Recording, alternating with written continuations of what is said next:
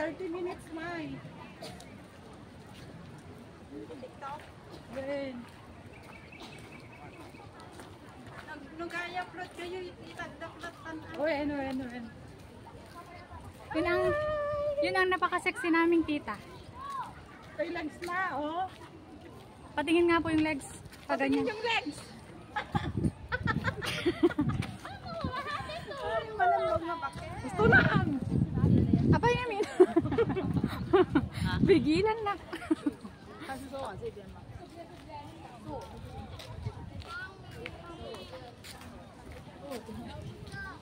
Kita kayo picture dita?